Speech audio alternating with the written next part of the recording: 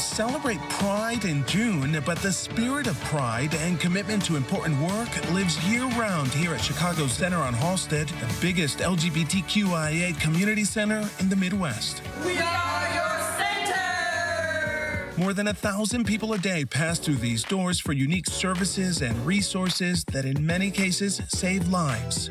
From a variety of support groups like families with trans, non-binary, or bisexual loved ones, to youth sports, resources for LGBTQ seniors, to resume building, and even a free 7-week culinary arts class for those looking to gain competitive skills and land a job.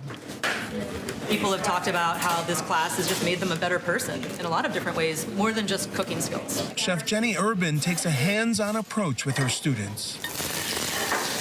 They spend hours fine-tuning and mastering the tricks of the trade in this state-of-the-art commercial kitchen. Good.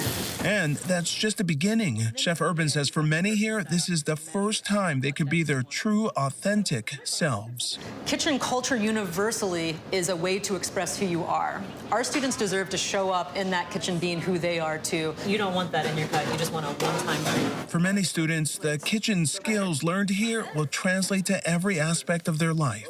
Part of what we're doing in this training program is helping our students advocate for themselves. Go with that then.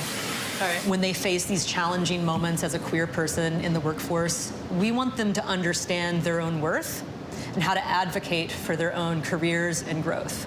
There's just so much fear. Sharing his own challenging experience is what motivated Scott Takas, with help from the center, to create the support group Gay Fathers of Greater Chicago for gay dads who left their traditional marriages and came out later in life, as he, a father of 3, once did himself. Some people that may have even reached a point where maybe they've come out to their wives and we're trying to figure out what to do next.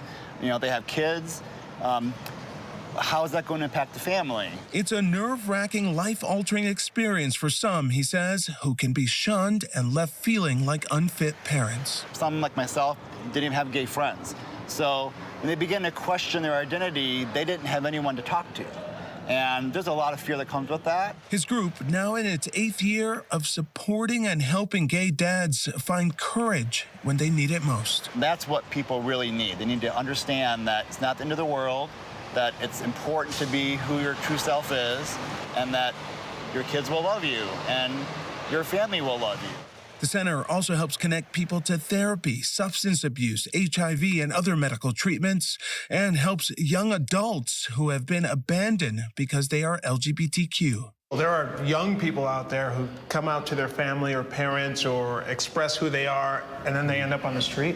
Unfortunately, it's very common. Luke Romsberg runs the youth housing program. With anti-LGBTQ legislation being passed in states across the country, he's seen an increase in the number of young people struggling to have a roof over their heads coming here for help. We get a few almost every week that are coming from places like Texas, Iowa, even Florida. Besides a home, they help people get back in school, find training, and apply for jobs. Pride Month is an opportunity to shine a light on the work at the Center on Halsted, but their year-round mission is more important than ever. They feel like the entire world is against them sometimes, and they look at Center sometimes as like a beacon of a place where they can be safe.